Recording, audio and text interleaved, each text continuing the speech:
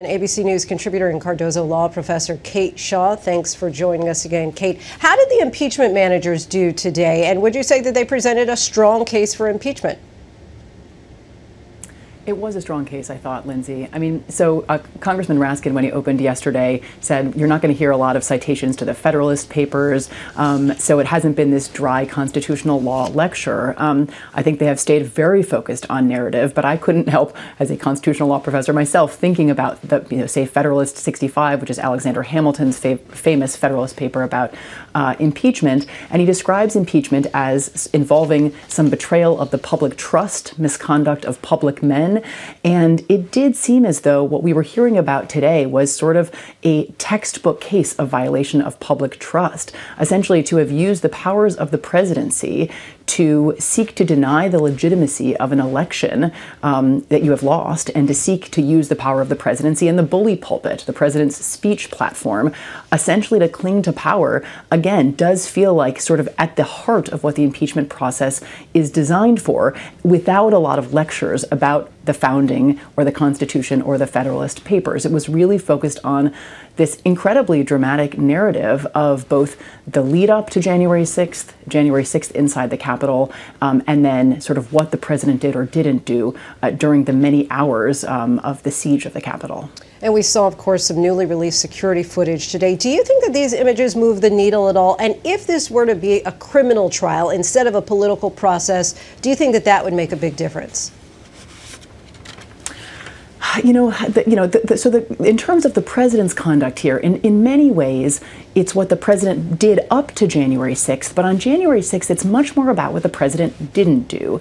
And the law, if we were talking about, a judicial process, right, say a criminal process, the law punishes acts, right, conduct, much more than inaction or omissions. So I do think it might be difficult to make out, say, a criminal case that the president was derelict in his duty to intervene, to seek to stop the attack on the Capitol. But I really, I hasten to say this is not a criminal process. The Senate isn't bound by any of the limitations that the criminal law imposes.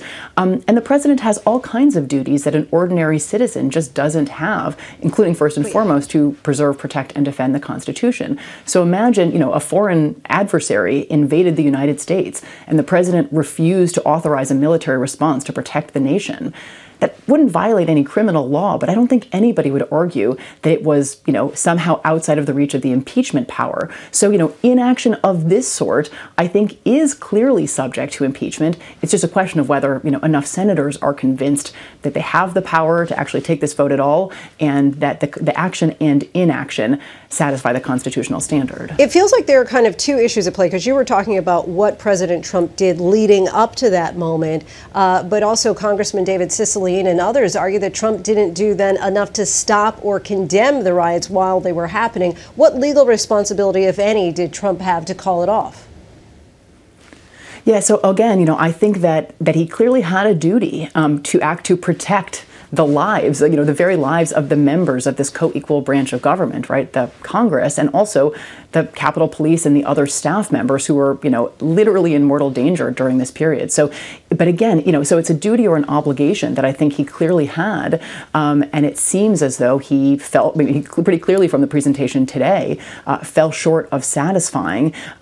So in the context of impeachment, I think that that's an extremely relevant argument, even if it would be a difficult case to make potentially in court. It's also in terms of the inaction, I thought that in Congressman Castro's presentation, he talked about the lack of evidence that former President Trump did anything to authorize the National Guard, right, to actually provide additional assistance to the Capitol.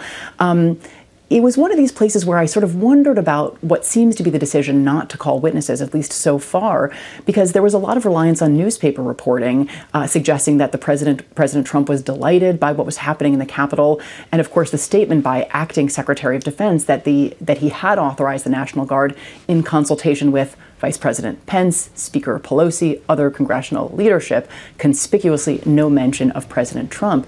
But it just felt like we didn't have maybe the full story of what happened with either the withholding and then the eventual provision of the National Guard and additional assistance. So, there's just, Castro, I think, even said there are things we don't know about January 6th. So I think, this process was a quick one, and you have to wonder whether it would be better if they were able to gather more evidence, potentially speak to witnesses, to really give a full picture of what happened on January 6th. And now that we have heard more from the impeachment managers, just in case Schoen and Castor are listening, President Trump's attorneys, what do you think their best defense would be? I mean, I guess if I were them, I would seek to make the argument that the president simply did not realize how grave the danger at the Capitol was. That until today, members of Congress didn't even really understand what was happening. We all got snippets of this on the day, members of Congress inside the Capitol, those of us watching this unfold on television, only saw a part. And I guess that was true of the president, too. And had he realized the magnitude of the danger, he might have taken different steps. I would probably emphasize those places where the president did seem to call for peace or for calm, although, of course, the managers, I think, could rightly respond that those were dwarfed by the president's continued insistence on, making these fraud claims, on criticizing Vice President Pence. I mean, the one other thing I think I might do if I were representing former President Trump is right now to try to get some sort of clear statement of an unequivocal condemnation of what had happened, of a disavowal of the claims of fraud. He hasn't really done all that.